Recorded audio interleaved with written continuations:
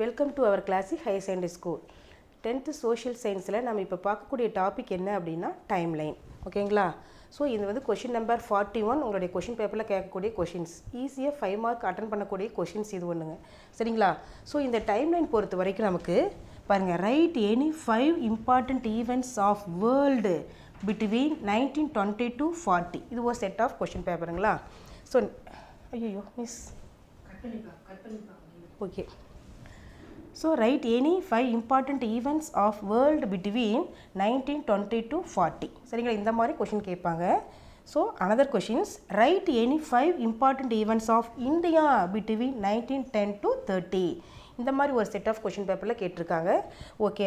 Another question, right any 5 important events of between 1930 to 50. இந்த மாதிரி 3 type of questions இருக்குது time லைனில். ஓகேங்களா?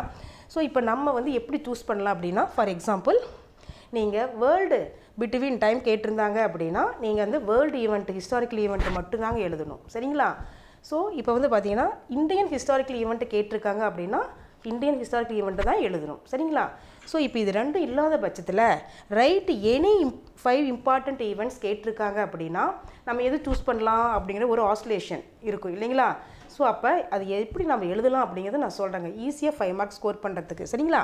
ஸோ அப்போ நமக்கு இந்தியன் ஹிஸ்டாரிக்கல் ஈவெண்ட் இருக்கும் புக்கில் இருக்கு இல்லைங்களா? ஸோ அந்த கொஷின்ஸை சூஸ் பண்ணுங்கள்.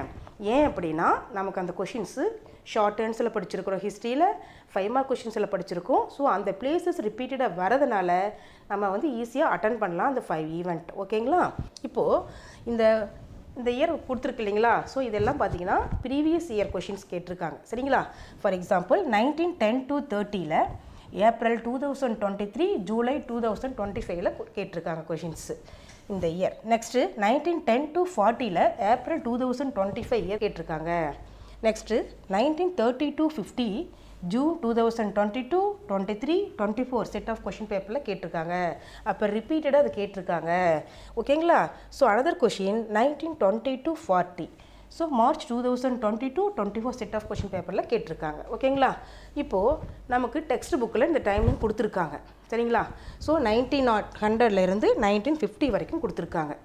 ஸோ இதை நம்ம எப்படி சூஸ் பண்ணி படிக்கணும் அப்படிங்கிறத நம்ம ட்ரிக்ஸ் சொல்ல போகிறோம். சரிங்களா?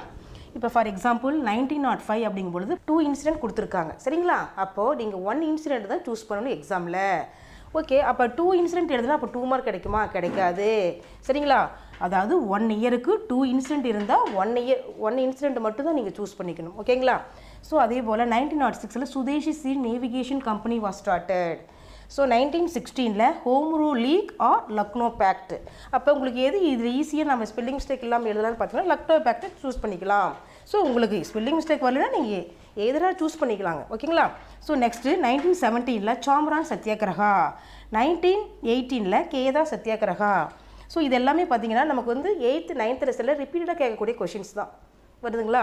ஓகே. 1920ல் Khilafat movement or non cooperation movement. அப்போ இதில் 2 ஈவெண்ட் கொடுத்துருக்காங்க இல்லைங்களா? அப்போ நீங்கள் 1 ஈவெண்ட்டு சூஸ் பண்ணிக்கலாம். சரிங்களா? நெக்ஸ்ட்டு 1922ல் Chauri Chaura incident, 1923 the formation of Swaraj party, 1927ல் the appointment of Simon commission, 1928 Motilal Nehru report, 1929 the லாகூர் Congress session, 1930 salt Satyagraha first round table conference, 1931 Gandhi Irwin pact or second round table conference, 1932 communal award and Poona pact or third round table conference. இதில் பாருங்கள் 1930, 31, 32 அப்போ first round table conference, second round table conference, third round table conference, இந்த மாதிரி 3 round table conference இருக்குது. So அப்போ உங்களுக்கு ஈஸியாக understand பண்ணிக்கலாம், உங்களுக்கு மறக்கவும் செய்யாது. ஓகேங்களா? நெக்ஸ்ட்டு 1935ல் the government of India act, 1935ல் the government of India act. So இது எழுதுகிறப்ப பார்த்தீங்கன்னா மேக்ஸிமம் ஸ்டூடெண்ட்ஸு இந்த கவர்மெண்ட்டுக்கு என் மிஸ் பண்ணிடுறாங்க. சரிங்களா? ஸோ அது கேர்ஃபுல்லாக நம்ம எழுதணும், கவர்மெண்ட். சரிங்களா? ஸோ அது கரெக்டாக நம்ம எழுதணும், இல்லைன்னா ½ மார்க் மைனஸ் ரெடியூஸ் பண்ணிடுவாங்க. ஸ்பெல்லிங் மிஸ்டேக் இல்லாமல் இருந்தால் நம்ம 5 மார்க்ஸ் எடுத்துடலாங்க. So next the 1937 first Congress ministry of provinces. So 1940 August offer or individual Satyagraha, any one you choose it. So 1942 Cripps Mission or Quit India movement. So 1945 the Wavell Plan or Simla Conference. 1946 Royal Indian Navy revolt. Cabinet mission, interim government, இதில் எது one event நீங்கள் choose பண்ணிக்கலாம். 1947 Mountbatten plan or India got independence. 1947 நமக்கு மறக்காத விஷயம் இல்லைங்களா? So அது அழகாக நம்ம சூஸ் பண்ணிக்கலாம். ஓகேங்களா? ஸோ இதே போல் இது வந்து வேர்ல்டு ஹிஸ்டாரிக்கல் ஈவெண்ட்டுங்க. சரிங்களா? ஸோ அப்போ நம்ம வேர்ல்டு ஹிஸ்டாரிக்கல் ஈவெண்ட் கேட்குறப்ப நம்ம இதுதான் சூஸ் பண்ணி எழுதணும். சரிங்களா? அப்போ பார்த்தீங்கன்னா 1910 formation of union of South Africa, 1912 first Balkan war, 1914 outbreak of the world war, 1917 Russian world war, Russian revolution, 1917 end of the World War I, 1919 Paris Peace Conference. இது choose பண்ணிக்கலாம். Or treaty of Versailles. ஏன்னா நம்ம history first லெசனில் இருக்கக்கூடிய ரெண்டுமே இந்த topic தான். சரிங்களா? So Paris peace conference and treaty of Versailles இது ரெண்டுமே நம்ம ஃபெமிலியராக இருக்குது தெரியறது தான். பட் ஆனால் ஸ்பெல்லிங் மிஸ்டேக் இல்லாமல் நீங்கள் எழுதணும். ஓகேங்களா? So next Mussolini's march on Rome. So next 1927 formation of Vietnam nationalist party, 1929 the great depression. ஏன்னா அது எழுதலாம். ஏன்னா ஃபர்ஸ்ட் வேர்ல்டு வாரில் 1929 த ஃபர்ஸ்ட் வேர்ல்டு வாரில் 1929 கிரேட் டிப்ரெஷன் அப்படிங்கிறத நம்ம பார்த்துருக்கோம். சரிங்களா? ஸோ அப்போ வந்து நம்ம அதை சூஸ் பண்ணிக்கலாம். 1933 Hitler became the chancellor of Germany. So 1934 long march, 1935 Mussolini invaded Ethiopia. So 1939 outbreak of the world war II, 1940 battle of Britain, 1941 Pearl Harbor incident, 1942 Battle of Stalingrad, and last one 1945 end of the World War II and formation of UNO.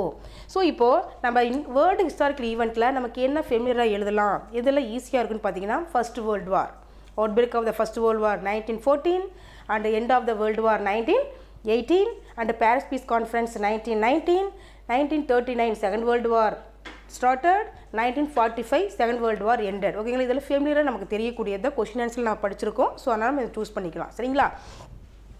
Okay, இப்போ நம்ம பார்க்குறது என்ன அப்படின்னா, இது ஒரு எக்ஸாம்பிளுக்கு நான் கொடுத்துருக்கேன். இப்போ நம்ம எக்ஸாம் பாயிண்ட் ஆஃப் வியூவில் நீங்கள் எப்படி எழுதணும் அப்படிங்கிறது. சரிங்களா? ஃபார் எக்ஸாம்பிள் இப்போ 1932 1950 அப்படிங்கிற டைம்ல உங்களுக்கு கொஷினில் கேட்டிருக்காங்க. ஓகேவா? ஸோ இந்த கொஷினில் அப்போது காமனாக கேட்டிருக்காங்க எனி இம்பார்ட்டன்ட் 5 ஈவெண்ட்டுன்னு கேட்டிருக்காங்க. நம்ம இந்தியா சூஸ் பண்ணிக்கலாம். ஓகேங்களா? இப்போ பாருங்கள் ஃபார் எக்ஸாம்பிள் 1930. சரிங்களா? இங்கே பாருங்கள் 1930. ஸோ என்ன எழுதியிருக்கிறோம் நம்ம சொல்லியிருக்கேன், ஃபஸ்ட்டு ரவுண்ட் டேபிள்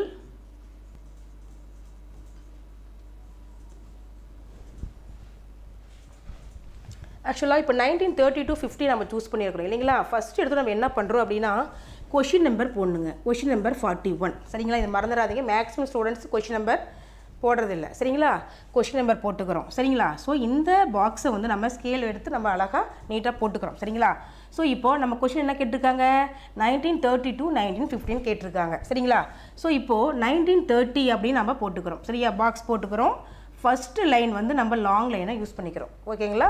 ஸோ 1930 இதெல்லாம் ஒன்ஸு 31 32 33 34 35 36 37 38 39 40 41 42 43 44 45 46 47 48 49 50. ஓகேங்களா? நம்ம இப்போ எடுத்துக்கக்கூடிய அளவு பார்த்தீங்கன்னா ஸ்கேல் அளவு 10 இயர்ஸ் தான் எடுத்துருக்கோம். சரிங்களா? ஸோ இப்போ நம்ம எடுத்துக்கிட்டோம். ஓகேங்களா? பாருங்கள் 1930 40 15 போட்டிருக்கோம். சரியா? இப்போ நம்ம இங்கே ஸ்கேல் என்ன எழுதணும் அப்படின்னா பாருங்கள் 1 யூனிட் ஈக்குவல் டு 10 இயர்ஸ். ஓகேங்களா? இப்போ நம்ம எடுத்துக்கூடிய அளவு பார்த்தீங்கன்னா 1 யூனிட். ஓகேங்களா? அப்போ நம்ம 10 இயர்ஸ் வருது இல்லைங்களா? ஸோ அந்த இயர் கண்டிப்பாக இங்கே நீங்கள் போடணும். சரிங்களா?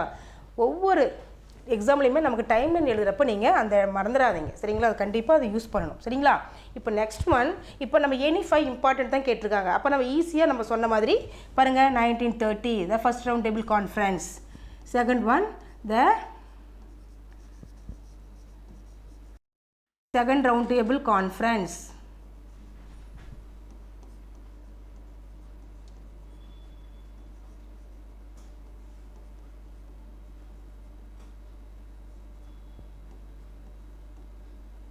ஓகேங்களா? Third one 1932 the third round table conference. ஓகேங்களா? ஸோ இது நமக்கு ஈஸியாக நம்ம அட்டன் பண்ணக்கூடியது. 1935. ஸோ அப்போ 1935 போது நம்ம என்ன பண்ணுறோம், the government of India act. Maximum இந்த என் மிஸ் பண்ணிடுறீங்க. புரியுதுங்களா? ஸோ அந்த எண் வந்து நம்ம கரெக்டாக கவர்மெண்ட் அப்படிங்கிறது நம்ம மென்ஷன் பண்ணியிருக்கணும், கரெக்டாக எழுதணும். ஓகேங்களா? ஸோ நெக்ஸ்ட்டு நம்ம போட்டுக்கிறது என்ன 1947. ஸோ நமக்கு தெரிஞ்சது நம்ம இந்தியா காட் இண்டிபெண்டன்ஸ். இதெல்லாம் ஈஸியாக 5 மார்க் வாங்கக்கூடிய கொஷின்ஸு. ஸோ இந்த டைம் லைனில் பொறுத்த வரைக்கும் நம்ம ஈஸியாக 5 மார்க் கொஷின்ஸில் இது ஒரு one of the question easy question நம்ம அட்டன் பண்ணிக்கலாம். Thank you students.